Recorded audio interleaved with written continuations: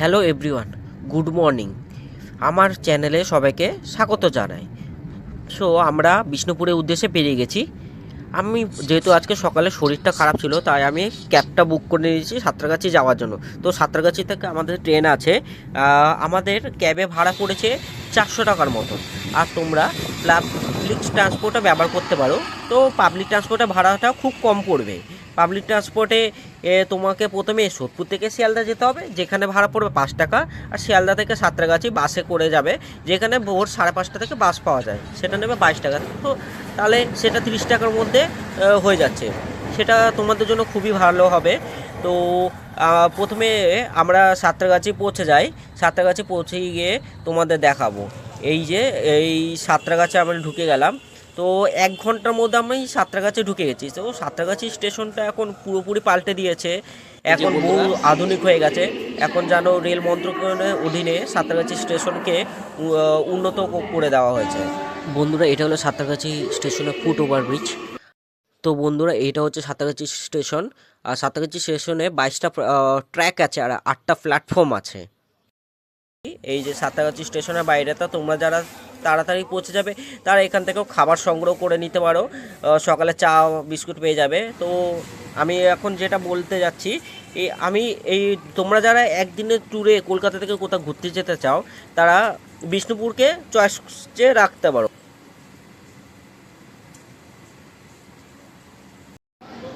এই যে বন্ধুরা, আমাদের ট্রেন এসে গেছে। তো আমার ট্রেনের নাম্বার আছে 12885, অরণ্যক এক্সপ্রেস। আজকে অরণ্যক এক্সপ্রেসের জন্য খুবই স্পেশাল, কারণ অরণ্যক পেতে চলেছে নতুন এলএসবি রেক।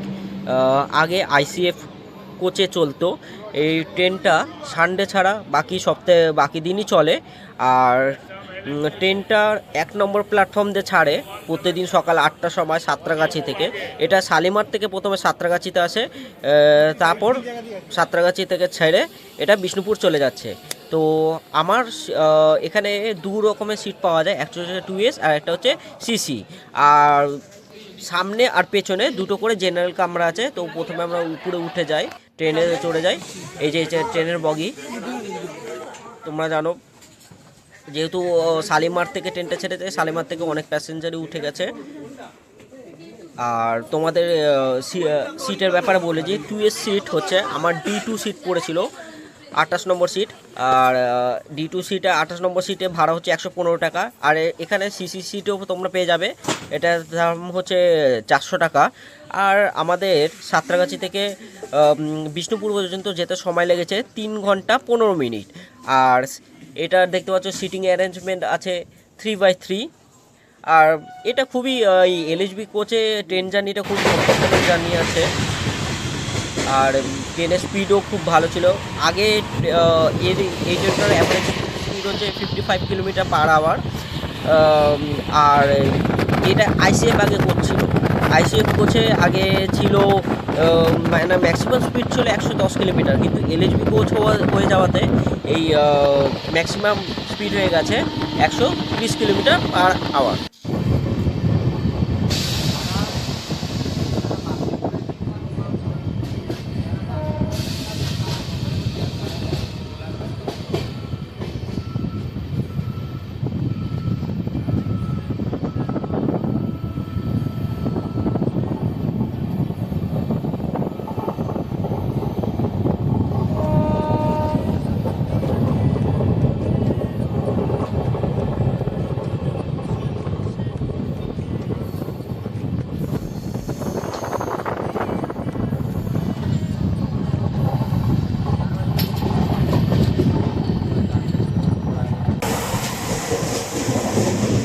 তো বন্ধুরা, আমি আমার সিটের দিকে এগিয়ে যাই একটু বসার জন্য।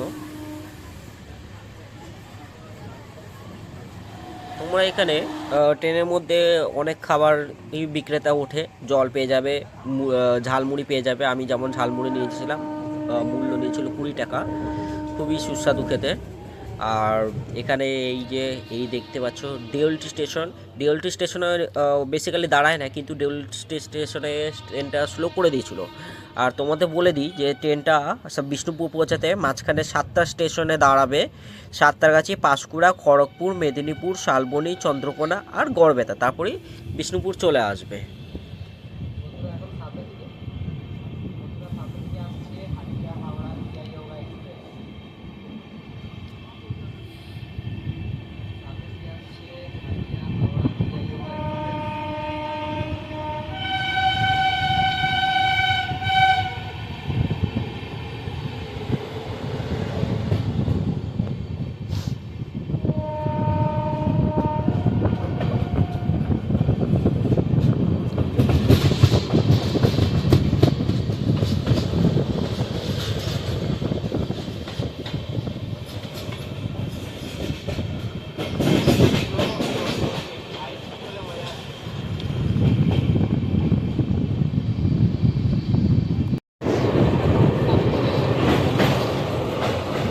তো বন্ধুরা আমরা রূপনারায়ণ নদী পার করার জন্য রেল ব্রিজের উপর উঠে গেছে, আমাদের ট্রেন উঠে গেছে।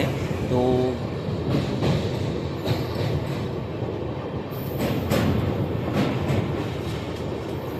তো এই রূপনারায়ণ নদী, বিশাল রূপনারায়ণ নদী হুগলি নদীর সাথে মিশে একটু আগেই বঙ্গোপসাগরে পরিণত হয়েছে। এই বিশাল রূপনারায়ণ নদীর এই আমরা অপরূপ দৃশ্য অনুভব করতে করতে আমরা এগিয়ে যাচ্ছি।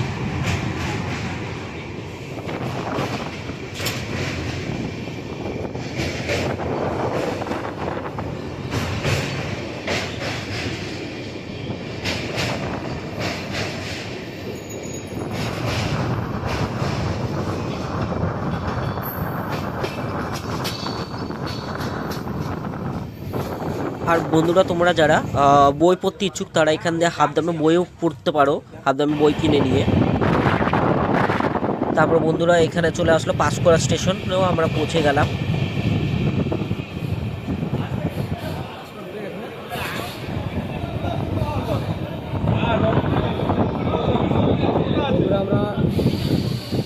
আমরা এখন এসে পৌঁছে গেছি আমাদের এই রুটের দ্বিতীয় world station Panskura junction railway station.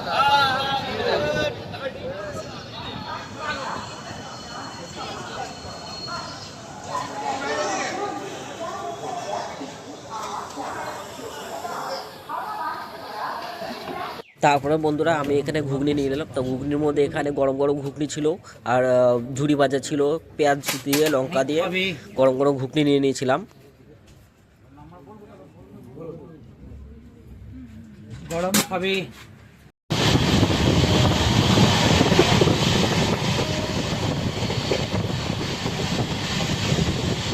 তো বন্ধুরা আজকে আকাশ পুরো ঝকঝক করছে, গ্রামের মাঝখানটা আমরা পার হয়ে যাচ্ছি, আর কিছুক্ষণের মধ্যে আমরা বিষ্ণুপুর পৌঁছে যাব।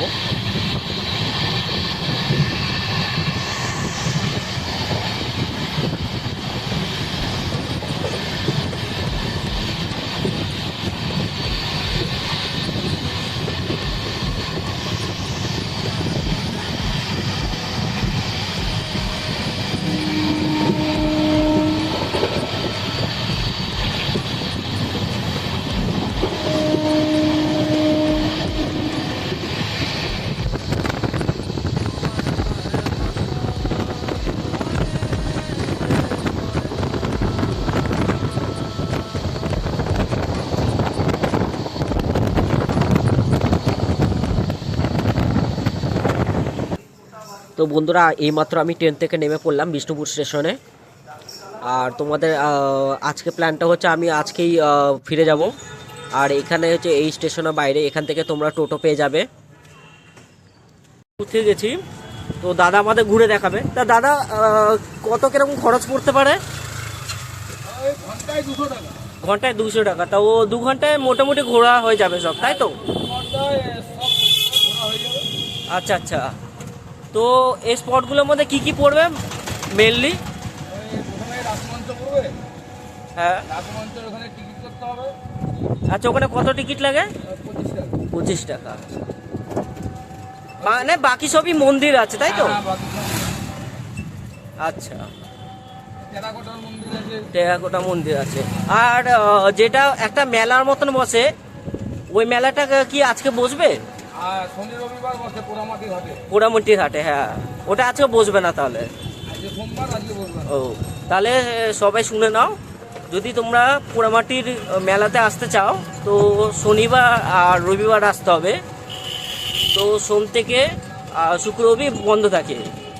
আর তোমরা যদি দাদার সাথে ঘুরতে চাও তো দাদা ফোন নম্বরটা একবার, তাহলে দাদা তোমার ফোন নম্বরটা বলে দাও।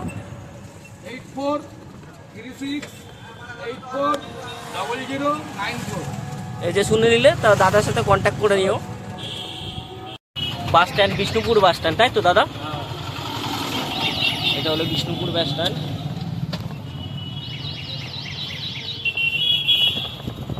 এই ডান দিকটা ঢুকে যাচ্ছি আমরা রাসমঞ্চের দিকে।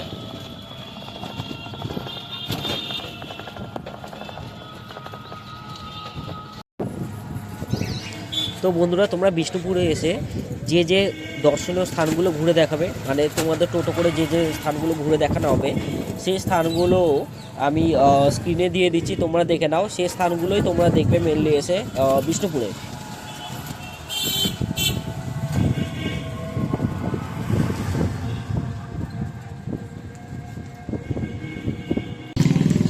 তো বন্ধুরা, আমরা আমাদের প্রথম স্পট রাসমঞ্চে চলে এসেছি। গাইডে এমনি কত নেন? টোটাল প্যাকেজের জন্য আমাদের 450 টাকা নেবে। এখানে এটা দেখাবো 12টা স্পট নিয়ে যাবো, দেখাবো, বুঝাবো। আচ্ছা আচ্ছা, 400 টাকা। 450 450 টাকা। সরকারি গাইড। এই কিউআর কোডটা স্ক্যান করে তোমরা সব ডিটেলস পেয়ে যাবে। আর এটা হচ্ছে রাসমঞ্চ। বন্ধুরা, রাসমঞ্চে ঢোকার জন্য অনলাইনে টিকিট মূল্য হচ্ছে 20 টাকা, আর অফলাইন কাটলে সেটা হবে 25 টাকা। আর ফরেনার যারা আসবে বাইরের দেশ থেকে, তাদের জন্য অনলাইনে হচ্ছে 250 টাকা, আর অফলাইন কাটলে হচ্ছে 300 টাকা। তো 14 বছরের নিচে টিকিট মূল্য কোনো লাগবে না। আর এখানে সব রকম বন্দোবস্ত আছে, সুবিধা আছে, ওয়াশরুমের সুবিধাও আছে। রাসমঞ্চ হচ্ছে সবচেয়ে ওল্ডেস্ট ব্রিক টেম্পল, মানে সবচেয়ে পুরনো ইটের তৈরি মন্দির। কিং হাম্বির 1600 খ্রিস্টাব্দে রাসমঞ্চ প্রতিষ্ঠা করেন। এটি একটি পিরামিড আকৃতির মন্দির, যেখানে রাস উৎসবের সময় শহরের সমস্ত রাধাকৃষ্ণ বিগ্রহ আনা হয়। আর এর স্বতন্ত্র স্থাপত্যে বাঙালি, ইসলামী ও মিশরীয় শৈলীর সংমিশ্রণ দেখা যায় বন্ধুরা।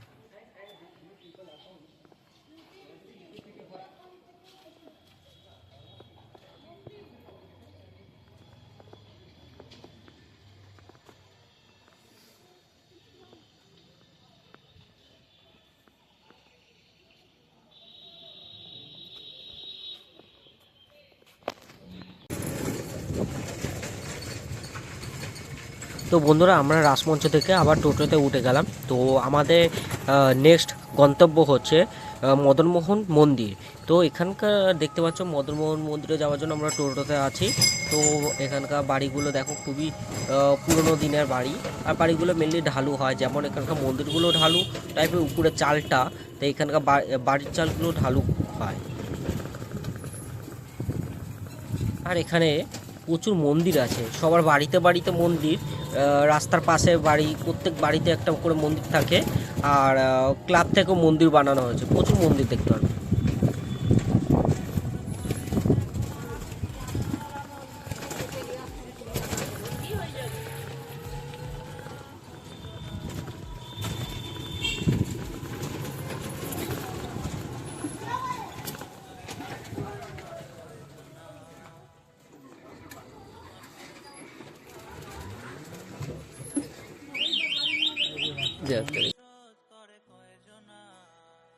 এটা হলো মদনমোহন মন্দির। অতীতে এই মন্দিরে হিন্দু দেবতা কৃষ্ণকে মদনমোহন রূপে পূজা করাতো। বর্তমানে কোনো পুজো করা হয় না এখানে।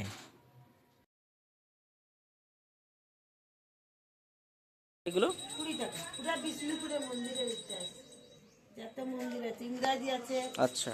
বাংলা আছে। এটা মদনমোহনের ছবি, এটা মদনমোহনের বই। তো বন্ধুরা, এগুলো নিতে পারো তোমরা। এখানে 20 টাকা করে পাওয়া যায়। বিষ্ণুপুরে যা যা ইতিহাস আছে তোমরা এখান থেকে জানতে পারবে। এই কাকিমার থেকে নিয়ে যেতে পারো। কত? 20 টাকা, 30 টাকা। আর কাঠের আছে 50 টাকা। এই যে কাঠের। এগুলো 50 টাকা। তো বন্ধুরা, এখানে টেরাকোটার প্রচুর ফুলদানি, শোপিস, শঙ্খ, ঘর সাজানোর সামগ্রী পাওয়া যায়। এখানে প্রচুর দোকান আছে, তোমরা এখানে টেরাকোটার জিনিস নিতে পারো। তো টেরাকোটা মানে হচ্ছে পোড়া মাটি। তো মাটি পুড়িয়ে এই সব সামগ্রীগুলো বানানো হয় ঘর সাজানোর জন্য। এগুলো খুব ভালো, তোমরা দেখতে পারো এখানে এসে।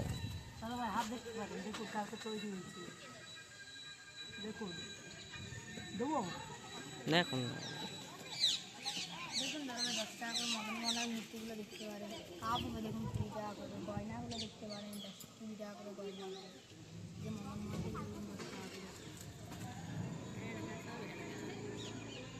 এগুলো কি আছে? মোমদানি। মোমদানি। তো আমরা এখন ঘুরে দেখে নিলাম। তো তারপরে এবার আমাদের পরের গন্তব্যের দিকে আমরা এগিয়ে যাব টোটো করে। যে টোটো দাঁড়িয়ে আছে, তো টোটো করে আমরা এগিয়ে যাব।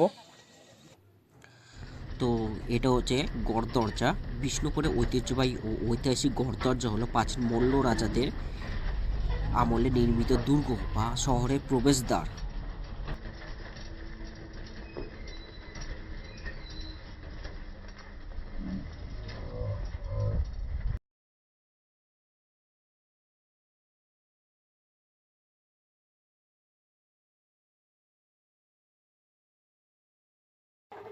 এই হয়ে গেল তোমাদের গড় দরজা।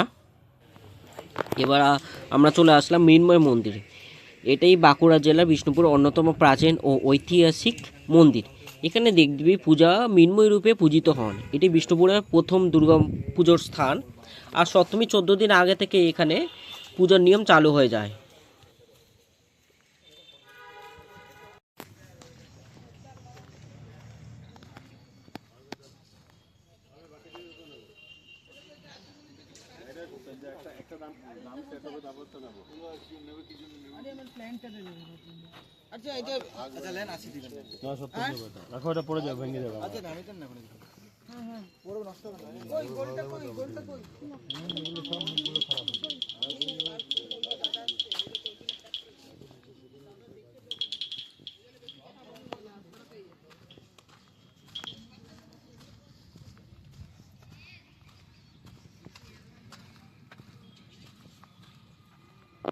এটা হচ্ছে রাধেশ্যাম টেম্পল কমপ্লেক্স, যেটাকে নহবত খানাও বলা হয়। শ্যামরাই মন্দিরটা 1683 সালে মল্লরাজ রঘুসিংহ নায় নির্মিত অন্যতম সেরা টেরাকোটার ও বা পোড়ামাটির স্থাপত্য। বাঁকুড়া জেলায় অবস্থিত দক্ষিণ মন্দির এই মন্দিরটি পঞ্চরত্ন শৈলীর প্রাচীনতম নিদর্শন। এর দেওয়াল জুড়ে রামায়ণ, মহাভারত এবং রাধাকৃষ্ণের লীলাসহ বিভিন্ন পোড়ামাটি অলঙ্করণ ও সূক্ষ্ম কারুকাজ মুগ্ধ করার মতন।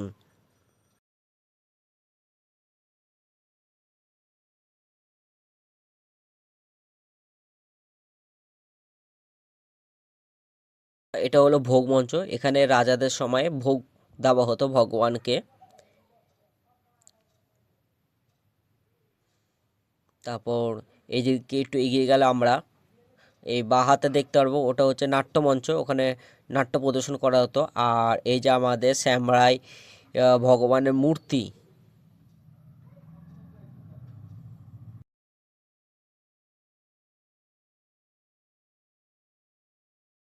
এটা হলো জোড়বাংলা মন্দির। এই জোড়বাংলা বাঁকুড়া বিষ্ণুপুরের জোড়বাংলা মন্দির টি কৃষ্ণ রায় নামে পরিচিত। 1855 সালে মল্লরাজ রঘুসিংহ দ্বারা নির্মিত এটি একটি ঐতিহাসিক টেরাকোটার মন্দির। একটি বাংলার প্রথাগত বাংলা বা দুটি ছাউনিযুক্ত কুড়ির আদলে তৈরি। পোড়ামাটির সূক্ষ্ম কারুকার্যে রামায়ণ, মহাভারত ও কৃষ্ণলীলা সহ দৃশ্য ফুটিয়ে তোলা হয়েছে। 1655 সালে মল্লরাজ সিংহ দেব টু এটি নির্মাণ করে।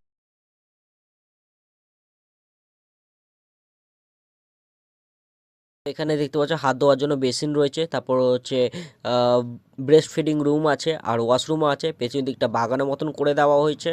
বন্ধুরা, এই হলো তোমাদের জোড়বাংলা টেম্পল।